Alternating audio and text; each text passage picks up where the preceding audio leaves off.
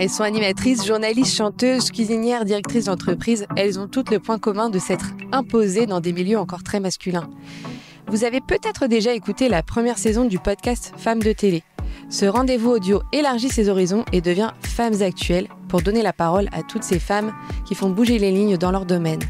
Je suis Marie-Amélie Druhen, journaliste, et je vous présente ce nouveau podcast en partenariat avec Télé Loisirs et Femmes Actuelles. Dans la tête de tous, c'était mon frère qui devait être cuisinier et pas moi. Je ne fais pas aucun dictat de la mode. Je suis inclusive depuis toujours. On pardonne moins à une femme de vieillir qu'à un homme. Ce sont toutes des femmes actuelles. Si je vous dis magnifique, ma chérie, vous pensez forcément à elle. Avec son style singulier, Cristina Cordula est devenue un visage familier pour tous. Mais derrière sa célébrité, subsiste encore quelque part de mystère. Ses débuts de mannequin, le déclic, sa carrière télé, j'avais envie d'en savoir plus sur elle. Le jour où je la rencontre, l'ascenseur est en panne, il fait un peu frisquet dans la pièce où nous nous trouvons, bref, il y a meilleures conditions pour démarrer une interview. Alors pour détendre l'atmosphère, j'avais envie de lui rappeler une petite anecdote. Alors aujourd'hui, je reçois Cristina Cordula et je dois dire que je suis vraiment contente de la recevoir parce qu'elle ne le sait pas, sans doute. Mais Cristina Cordula, c'était ma première couve en tant que journaliste. C'était vous, il y a quelques années. Couve de quoi? Couve de Télé Loisirs à l'époque. Ah, Télé Loisirs. Et c'était ma première couverture en tant que journaliste. C'était il y a maintenant 7 ans. Donc vous m'avez déjà interviewée? Donc je vous ai déjà interviewée. Et oui. Donc c'est vrai que cette interview, elle a une résonance particulière pour moi. Elle a aussi une résonance particulière parce que vous êtes une figure familière. On allume la télé le soir, on vous a vu pendant des années, tous les jours. Vous nous avez accompagnés dans notre quotidien. Et je me suis dit, finalement, il y a plein de choses que je ne sais pas de Cristina Cordula. Donc j'avais envie d'en savoir un peu plus sur vous. Et je me suis posé la question, mais comment tout a commencé finalement pour vous? Depuis petite, moi, c'est que je voulais être mannequin. Tout a commencé dès là. Enfant déjà. De mon envie d'être mannequin. C'était un rêve, quoi. C'était un rêve. Et puis, après, on vit notre vie et tout ça. Et plus tard, je faisais mes études et tout ça, j'allais à l'école. Mais je commençais à faire un tout petit peu de boulot de mannequin comme ça. Faire une petite pub, de magazine, une petite chose comme ça. Juste pour gagner un peu de sous, pour arrondir le mois. Léger. Mes parents, ma mère, elle me soutenait. Mon père, pas beaucoup, mais ma mère me soutenait. Et puis, à un moment donné, je commençais à aller un peu plus en avant. Les gens m'appelaient un peu plus. Et ma mère m'inscrit, ça existait, école de mannequin. Donc, j'ai une façon d'apprendre. À Rio, du coup. À Rio, ouais. Ok. Il y avait une école c'était une française. Et du coup, là, il vous apprend à marcher, il vous apprend à vous maquiller, il vous apprend à posture, à bien se tenir, à avoir la gestuelle. C'est très important aussi, la gestuelle d'une personne. Voilà, c'est avoir une allure, en fait. Et à marcher avec des talons, voilà, et ça, je fais. Qui n'est pas une chose aisée. Que c'est pas un truc, voilà, c'est pas quelque chose d'évident. Voilà, apprendre à défiler, apprendre à sourire, à coiffer. Et de là, beaucoup plus tard, quand j'ai fini mes études, je fais des études en journalisme et communication. Moi, j'ai dit à mes parents, il y a une agence, on m'a appelée moi, j'ai dit à mes parents, puisque j'ai fini mes études, j'ai mon diplôme et tout ça, je vais partir dans une année sabbatique en Europe.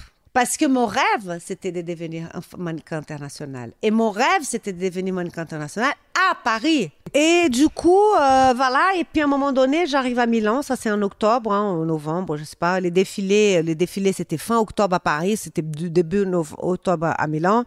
Et ça y est, on me traite toujours pareil. Et du coup, moi, je voulais tellement. Et j'étais tellement disciplinée dans mon régime alimentaire. Donc, je dormais tôt. J'étais tellement disciplinée que quelque part, c'était une grande déception quand j'arrive à Milan. J'étais jeune, j'avais 20 ans. C'était beaucoup de sacrifices et finalement, ça tenait à pas grand-chose, en fait. Et voilà. Et puis il faut savoir qu'à l'époque, il n'y avait pas d'Internet. Donc, pour parler avec ses parents, il fallait parler par téléphone. Ça coûtait cher. Donc, moi, il fallait mettre les jetons. J'allais dans une cabine téléphonique ou alors à la poste ou alors, je sais pas, dans des endroits qu'on pouvait téléphoner. On est un peu seul. Aujourd'hui, c'est plus simple parce qu'on a le FaceTime et tout ça. Et du coup, je rencontre un pote à moi, à Milan, qui c'était mon coiffeur au Brésil. Et le mec, il m'a dit, Christina, mais t'arrives pas à avoir des boulots parce que tes cheveux longs, tu es ringarde. Et du coup, il m'a coupé les cheveux. Et moi, tout de suite, j'ai adoré. Je me suis dit, mais comment ça se fait que je n'avais pas fait ça avant, quoi? Parce que j'étais fière de mes cheveux, comme toutes les Brésiliennes, les cheveux longs, les volumes, c'était le signe de la féminité. Alors que non, avoir les cheveux courts, c'est aussi féminin. Et ça m'a donné du caractère, ça m'a donné de la personnalité. Vous voyez, j'étais pas comme tout le monde. Et ça m'a donné du chien. Et ça m'a donné un style. Et qu'il y avait pas de mannequins de cheveux courts à l'époque. Il y a très peu de mannequins de cheveux courts, en fait. Même encore maintenant, encore aujourd'hui, vous voyez. Et donc, c'était une différence. C'était ma différence. Et le lendemain, je pars à Paris. Et quand je pars à Paris, j'avais pas d'agence ni rien. Je commençais à taper dans les portes. Et la première agence que je tapais, ils ont dit, mais Christina, on te prend tout de suite et tout ça. Et on m'a donné la liste des clients à voir. Là, je me suis sentie quelqu'un. Je me suis sentie un être humain, considéré, débrouillé en 10 millions de morceaux. Je ne parlais pas français, je parlais qu'anglais, mais pour prendre... En France, à l'époque, les gens ne faisaient pas un effort de vous parler français. Puis même aujourd'hui, si on ne parle pas un français, c'est pas... oui, ils parlent anglais maintenant, mais bon. Donc, vous avez pris des cours Non, je n'ai pas appris. Non. Quand je suis arrivée, oui, mais j'ai appris. Quand je suis partie voir des clients, c'était en métro. Je parle anglais, je ne connaissais rien. J'avais le plan de métro et puis je me suis divisée en 10 millions de choses.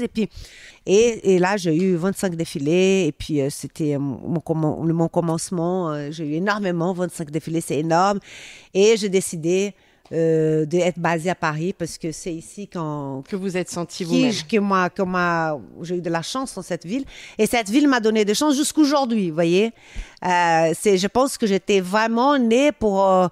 je sais pas, c'est un karma. Moi, je crois beaucoup au karma. J'ai un truc qui était tracé pour vivre ici. Et vous avez acquis la nationalité française oui, il y a quelques années. Il y a quelques années, oui. Oui, je suis fière. C'était important pour vous, ça? Oui, très important. Il y a ce lien, effectivement, parce que j'ai un enfant ici, français, qui parle très bien brésilien, franco-brésilien. J'ai fait ma vie ici, j'ai fait ma carrière de mannequin ici, et puis après, je me suis...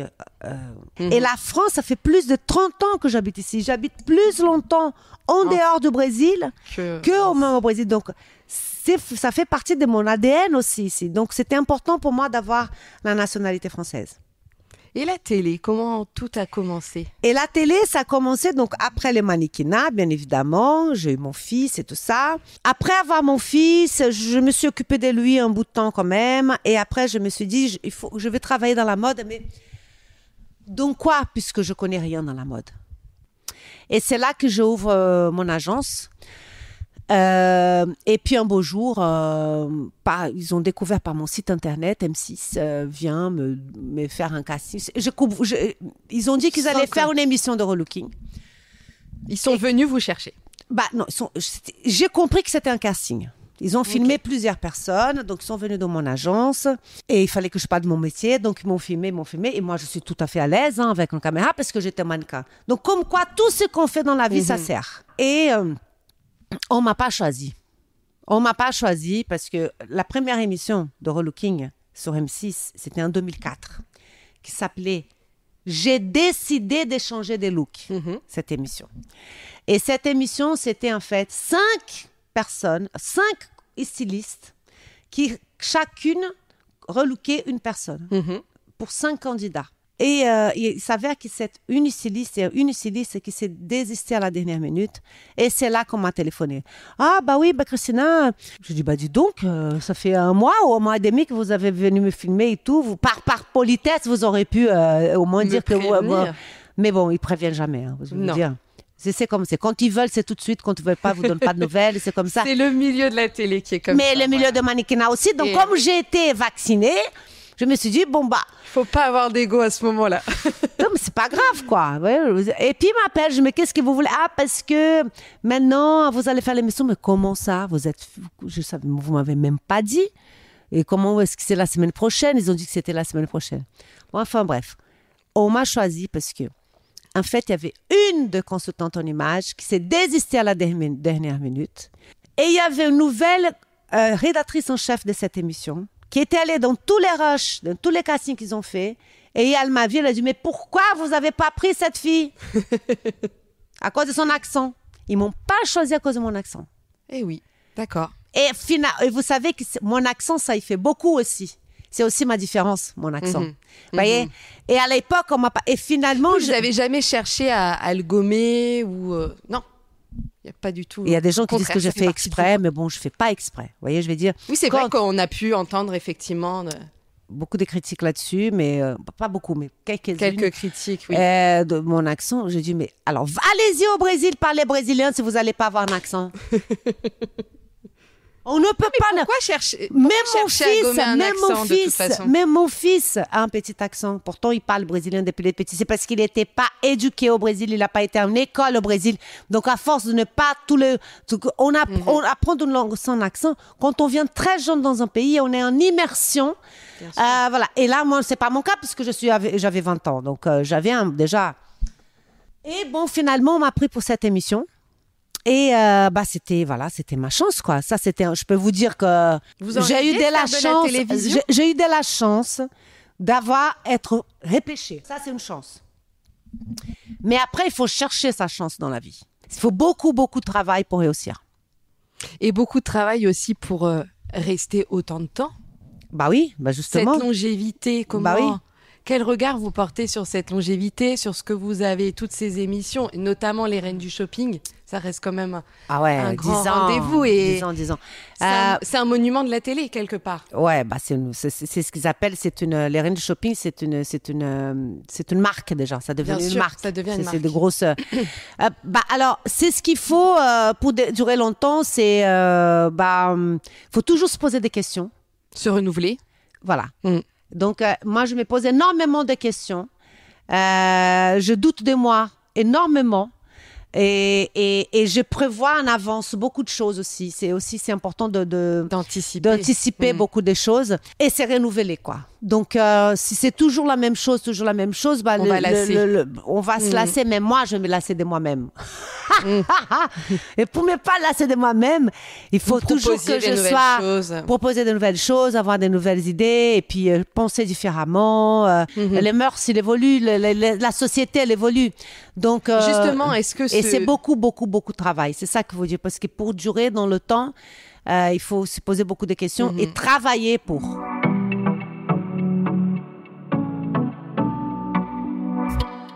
Vous disiez les mœurs évoluent justement. Les Reines du Shopping, ça a débuté en 2013, il y a 10 ans. Est-ce que justement, ce qu'on se permettait il y a 10 ans est encore possible maintenant? On va dire juger le look, ou en tout cas, c'est encore facile de nos jours. Vous voyez alors, ce que je veux dire? Je vais vous dire quelque chose. Moi, je ne juge le look de personne. Et je ne suis pas... je ne suis pas... je me prends pas comme la papesse de quoi que ce soit. Je suis pas... c'est pas des dictats. C'est pas du tout des dictats.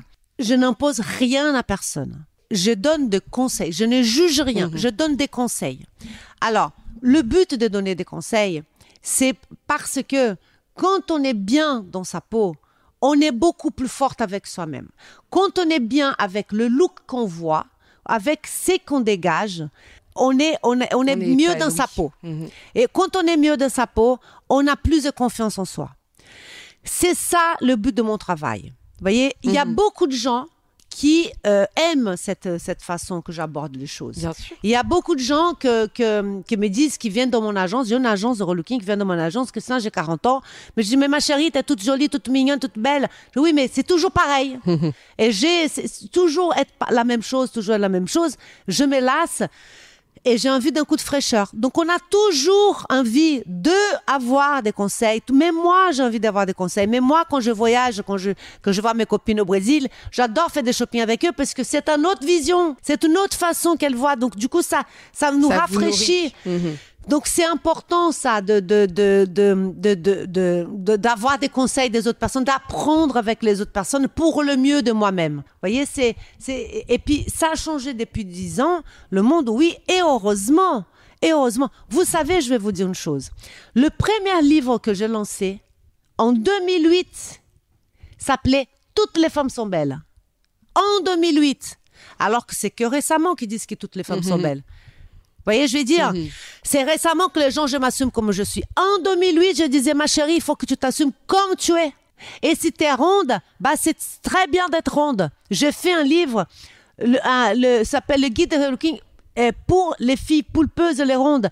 Parce que les filles se sentaient abandonnées. Donc, depuis toujours, j'ai prêché pour cette paroisse. Je ne fais pas aucun dictat de la mode. Au contraire, je suis inclusive depuis toujours. Depuis toujours. Le monde, aujourd'hui, il est assez compliqué.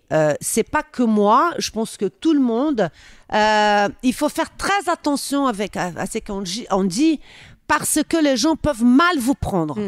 Voyez, mal vous comprendre. Alors mal comprendre. Au fond, c'est que... mais je continue d'accompagner toutes les femmes. Mais moi je continue toujours avec mon franc-parler parce que c'est important de être soi-même, parce que si vous n'êtes pas soi-même, vous devenez lisse. Moi, j'ai toujours parlé aux filles avec énormément de bienveillance et de respect envers les gens. Il faut avoir du respect envers les gens et les tirer vers les hauts. Mais ma chérie, ces pantalons-là, ça te flatte moins.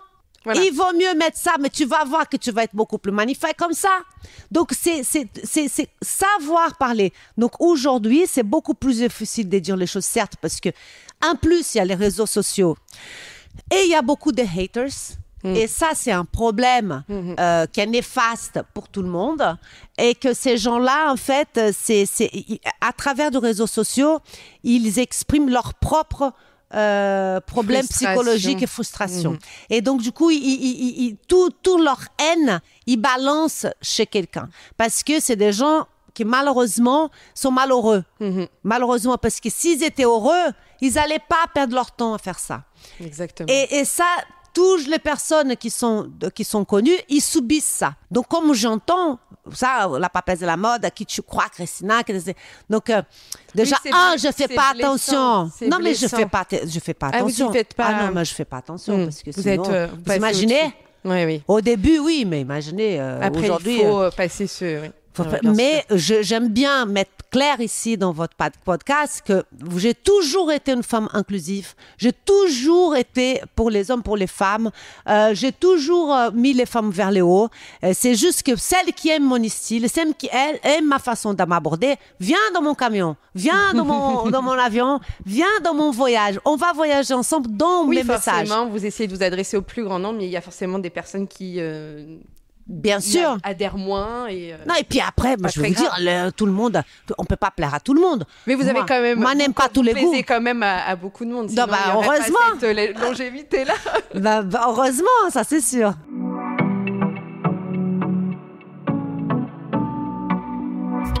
Et justement, l'évolution des reines du shopping, ça fait quelque temps qu'on ne vous voit plus à l'antenne. Est-ce que vous réfléchissez à un autre projet? Cette année, je n'étais pas à l'antenne. Je ne suis pas à l'antenne de octobre. D'automne, septembre. Et écoutez, j'ai énormément de choses, énormément de pain dans la planche, sur la planche. De pain sur la planche. Sur le pain sur la planche. Vous voyez, je veux dire, j'ai une ligne de maquillage que j'ai lancée. On en parlera après. Qui me prend énormément de temps, que c'est quelque chose de nouveau pour moi, que je suis complètement... c'est bien d'avoir des choses nouvelles dans la vie, d'apprendre de nouvelles choses.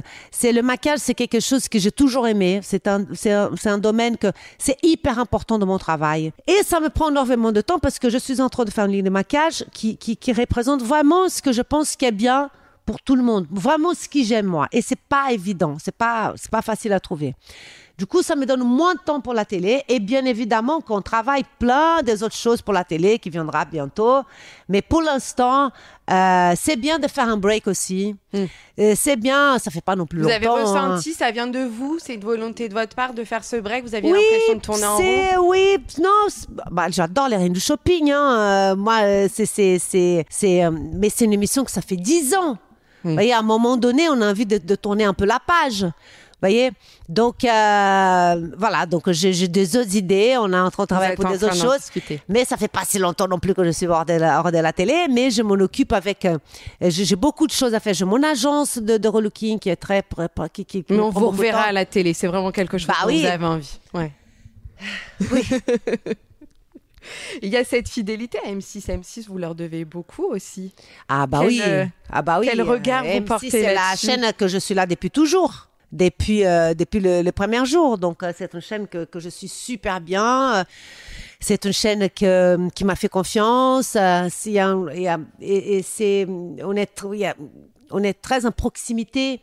Tout le monde qui travaille là, c'est comme une grande famille. Et je suis très à l'aise. Hein, donc, ça va. Vous pourriez partir vers une autre chaîne où vraiment vous avez ce lien très très fort avec M6. Vous savez, dans la vie, rien n'est gravé dans les marbres. Vous savez, c'est un monde d'évolution. C'est ce que je vous ai dit. C'est ce que je disais. Le mœurs a changé, la vie a changé. Donc, je ne peux pas dire que je vais travailler chez M6 toute ma vie. Pour l'instant, je suis super contente avec la chaîne. Eux, ils sont contents avec moi. On fait une belle collaboration. Mais je sais pas qu'est-ce que l'avenir me... Je peux pas dire ça. Je peux pas vous garantir. Je connais pas mon avenir. Je peux pas vous dire. Je sais pas. Mais pour l'instant. On aurait dû apporter de boules de cristal. Voilà. Vous voyez? Exactement. Il y a aussi les grosses têtes. Vous faites partie les de grosses Laurent têtes, Ruquier c'est sympa. Depuis un bout de temps, ouais, les grosses têtes, c'est sympa. J'y vais pas beaucoup, hein, quand même. Je vais genre une fois par mois, grand max. Hein. Vous aimez ce rendez-vous? J'aime bien. Il y a quand même des blagues qui fusent tout le temps. Faut avoir beaucoup d'autodérision aussi. Faut être au taquet. Il faut penser très vite. C'est pas un exercice facile. Mais moi, j'arrive à le faire. Vous avez l'impression de vous mettre en danger d'une certaine manière quand vous y allez? Non. Parce que, bon, écoutez, mettre en danger, non, je ne me mets pas en danger. Deux, les blagues, c'est vraiment, c'est rien de méchant parce que derrière, on est tous copains. C'est une grande famille, on est tous copains, on rigole. Ça se sent. Donc, c'est vraiment comme si on était à la cour des récréations, vraiment. Et non, mais c'est que je parle, que c'est difficile, c'est qu'il faut avoir du tac au tac, il faut penser vite, il faut pas être absente. C'est la radio, c'est pas comme une image qu'on vous voit à la radio, donc il faut que je sois présente, que je réponde aux questions. Voilà, il faut être spontané, mais et aussi répondre au bon moment et tout ça. C'est un exercice que c'est super. Hein. J'ai beaucoup appris avec Laurent. Alors oui, Christina Cordula, c'est forcément associée à Magnifique, ma chérie, toutes ces locutions. Je voulais savoir en fait d'où c'était venu. Parce que c'est passé dans le langage courant. Ouais. Mais alors là, le Magnifique, comment c'était... En fait, c'était dans Nouveau Look pour Nouvelle Vie que je sortis le Magnifique. C'est qu'en fait, je voulais genre parler en français avec un accent en anglais. Vous voyez, donc au lieu de magnifique, je dis magnifique, genre l'autre qui parle anglais et qui parle mal. Vous voyez, je dis genre, je voulais genre, c'était une blague en fait. Ouais, genre, c'est moquer quand même de moi-même et du coup, ça restait, je me suis dit, ma chérie, t'es magnifique. Et ça restait le Magnifique, tellement que ma ligne de maquillage s'appelle Magnifique. Elle s'appelle Magnifique. C'est une locution que vous avez déposée? Oui, j'ai déposé. Ouais. Ah oui, bien sûr. Et je voulais déposer... Ma chérie aussi, mais on ne peut pas déposer le ma chérie parce que ma chérie, c'est un nom, c'est la langue française, on ne peut pas déposer ça. Et après, vous faisiez attention à le dire de manière plus fréquente? Est-ce qu'à un moment, vous vous êtes dit, peut-être qu'il faut que je le dise moins? Est-ce que vous êtes posé cette question-là? Attention pour ne pas tomber dans la caricature. C'est ça. Vous voyez, mais je disais quand j'avais envie de dire... Je dirais quand j'avais envie de dire que la fille elle est belle, ça venait naturellement, t'es magnifique. Et puis aujourd'hui le magnifique sort naturellement, mais je me force pas à dire parce que je dis Christina, attention pour ne pas tomber dans une caricature. Dans une caricature, ouais, bien sûr. Et oui, parce qu'il y a toujours les réseaux sociaux. Non, mais je me fous de réseaux sociaux, comme je suis en train de vous dire. Non. C'est moi-même que je ne veux pas être dans une caricature parce que vous savez les réseaux sociaux. Je m'en fous. C'est pas que je m'en fous des réseaux sociaux. Je m'en fous de ce que les gens peuvent penser de moi. Vous voyez, c'est ça. Bien sûr. Je m'en fous des haters. Je m'en fous des haters. Mais les réseaux sociaux, je m'en fous pas. Que je me corrige là, je m'en fous pas du tout parce que c'est un rendez-vous sympa. Je suis hyper présente dans les réseaux sociaux. Je suis super présente dans Instagram, hyper présente dans TikTok. Et vous en êtes emparée vraiment ces derniers temps. TikTok, on vous voit danser avec votre fils. Ouais, j'aime bien quoi. J'aime bien. C'est une façon d'être en proximité intimité avec mon public. C'est mes amis virtuels. Vous voyez, j'aime ça. J'aime cet échange. J'apprends avec eux. On partage des choses. C'est vraiment... c'est quelque chose de c'est privilégié, mais je donne certaines limites et à un moment donné j'ai une vie privée aussi, donc je ne montre pas tout ce qu'il y a dans ma vie, mais je partage des moments chouettes avec mon réseau. Et vous en profitez aussi pour faire passer des messages. On vous voit sans maquillage, on vous voit aussi parler des injonctions faites aux femmes. Ça, c'est quelque chose, c'est un engagement que vous prenez aussi, bien sûr. qui vous paraît... Mais bien sûr, je raconte ma vérité à mes amis d'Internet, quoi. C'est important de passer des messages d'espoir, de même mes difficultés que je passe. Parler de mes engagements pour le sida, pour les femmes, pour les enfants. C'est important de parler de ces choses-là parce que la vie, elle est belle. Il y a beaucoup de gens qui ont des difficultés, donc il faut penser à ces gens-là. Donc, c'est important. Les réseaux sociaux, c'est une façon de raconter mon monde, quoi.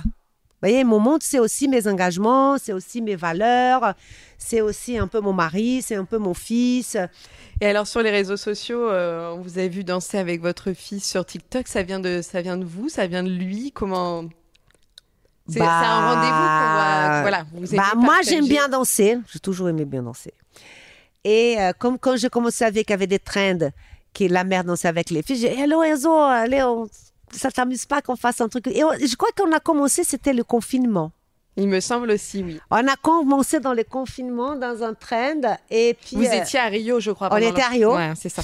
On s'est confiné à Rio. Vous étiez bloqué pendant quelques temps, je me souviens. Ouais. Et du coup, on a fait une danse, et ça a explosé le truc. C'était super sympa. Et puis voilà, de temps en temps, on fait une danse. Vous disiez, voilà, je veux montrer ma vraie vie sur les réseaux sociaux, mais je montre pas tout quand même, il y a des limites. Moi, je me souviens que vous aviez, à l'époque où vous étiez mariés, il y a eu quelques photos. À ce moment-là, vous étiez posé la question, j'imagine, ou non, de dévoiler ce pan-là de votre vie privée, ou c'était... Il fallait que je dévoile, parce que sinon les paparazzis allaient dévoiler. Hein. Donc, c'était une manière de contrôler, en fait. Quoi? Oui, voilà. Je dis, au moins, on dévoile, et comme ça, ça va pas être montré d'une façon pas une façon désagréable, de montrer des clichés, des choses qui n'étaient pas bien. Donc, autant montrer bien, assumer. Il faut savoir qu'à un moment donné, quand on est une personne publique, il faut savoir que, bon, c'est comme ça. Vous voyez, c'est les gens, ils ont envie de savoir ce que je fais, ce qui est très sympa. Les gens vont envie de partager ces moments de mariage. Les gens, il y a ce côté un peu savoir, partager, quoi, comment c'était, des curiosités. Donc, autant les montrer, quoi. Cette célébrité, je me pose souvent la question, quand on est célèbre, quand on est reconnu dans la rue sans cesse, etc., ça doit être quand même très pesant. Non, alors, je vais vous dire. Moi, je suis très abordée dans la rue parce que je suis une fille populaire et je suis fière d'être populaire et c'est grâce à tous ces gens qui m'abordent que ma carrière à la télé, je parle, elle est là jusqu'aujourd'hui. Et je suis infiniment reconnaissante de les gens qu'on m'aborde et ils sont plutôt sympas. Sont plutôt en disant « Oh là là, vous faites ma joie, je passe un bon moment, vous êtes drôle dans les grosses têtes, ma femme vous adore, les jeunes qui viennent me voir, je trouve ça formidable de voir des ados qui viennent me voir, je trouve ça sympa. » Toutes les générations, donc, toutes les générations, même les petites filles, petites, 7 ans, 8 ans, les mamies, je trouve ça formidable, vous voyez. Donc, sinon, si je n'aimais pas ça, il aurait fallu changer de métier. Et oui. Vous voyez, il y a des moments qu'il y en a quand même des gens qui sont lourds. Il y a des lourds. Mais la majorité sont sympas, mais il y a des lourds.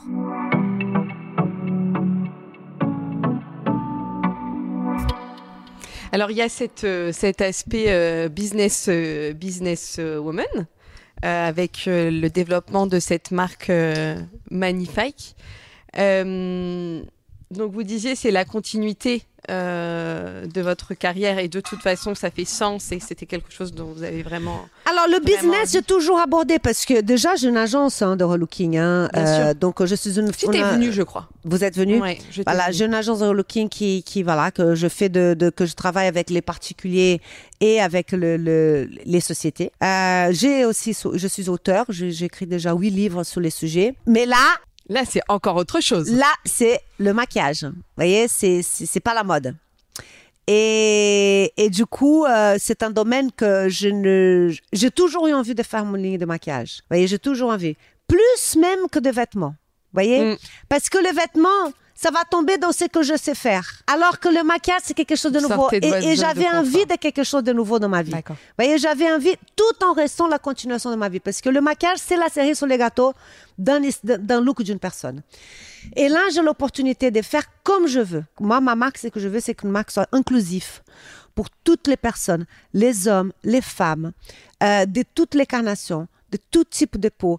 Et c'est vraiment, c'est une marque qui, bien évidemment, sinon on ne peut pas commencer à parler, c'est une marque clean, donc sinon c'est pas possible, clean, cruelty free, bien évidemment, pas testé dans les animaux. Et c'est une marque que je veux, ce maquillage-là, il va apporter un soin.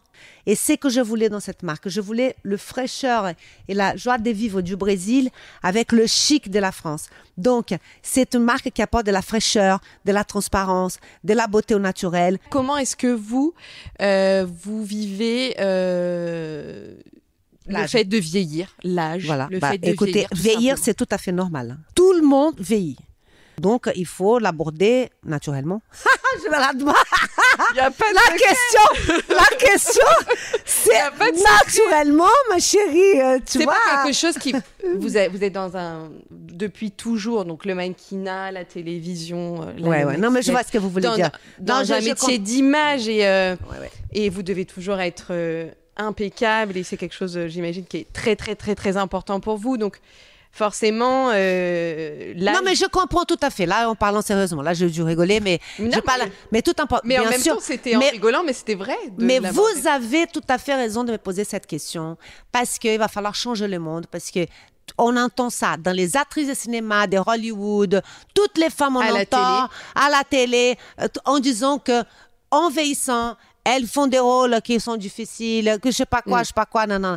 Alors, il faut savoir que heureusement que le monde a changé, qu'il est de plus en plus inclusif. J'ai toujours été inclusif, comme je vous ai dit depuis mes débuts, mais que les gens, ils sont beaucoup plus tolérants et qu'ils acceptent les femmes comme nous sommes, petites, grandes, des rondeurs, pas des rondeurs, j'ai des boutons, j'ai pas des boutons, j'ai les cheveux comme ça, nanana. Et puis l'âge, elle doit être de plus en plus abordé. Et c'est un sujet qui, je pense, qui n'est pas assez abordé. C'est encore un peu tabou. Voilà. Et moi, j'espère être une porte-parole des femmes qui ont plus de 50 ans, même plus de 40 ans, parce que 40 ans, ça commence à être vieille déjà. Vous voyez, je veux dire. Alors, 40 ans, c'est la phase la plus belle de la femme, moi, je trouve, quand on a 40 ans. C'est important d'être une porte-parole, d'arrêter avec... On n'a pas... Il y a beaucoup de choses qu'on a parlé, qu'on met en lumière, mais il faut continuer. Pour les femmes âgées, on ne parle pas pas encore. Et il faut enlever avec ces carcans parce que il y a plus en plus d'exemples de femmes qui sont âgées, qui sont incroyables. On est tout à fait, on est magnifique et puis on s'en occupe de soi, bien évidemment. C'est pas parce que on a un certain âge et qu'on ne s'occupe pas que c'est au contraire. Et il faut savoir vieillir, bien. Mais je suis tout à fait d'accord avec vous qu'on ne parle pas assez. Il y a énormément de pression là-dessus. Et je trouve ça dommage. Je trouve ça à la télé notamment.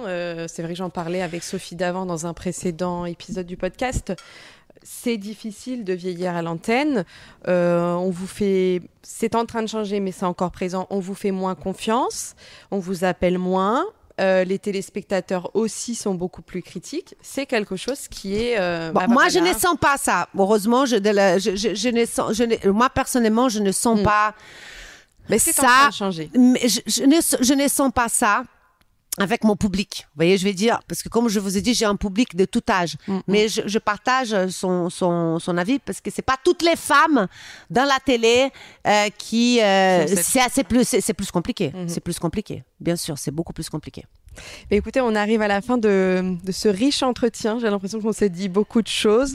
J'ai l'impression que la promesse de départ d'essayer d'en savoir un peu plus sur vous, en tout cas, est tenue. J'ai vraiment l'impression de vous connaître un peu mieux.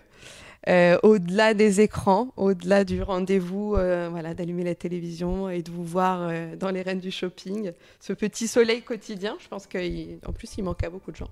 En tout cas, je voulais vous remercier. Merci à vous, ça m'a fait très plaisir. Également, et je vous souhaite plein de bonnes choses. Merci à vous aussi. À bientôt, Christina. Merci, à bientôt. Merci.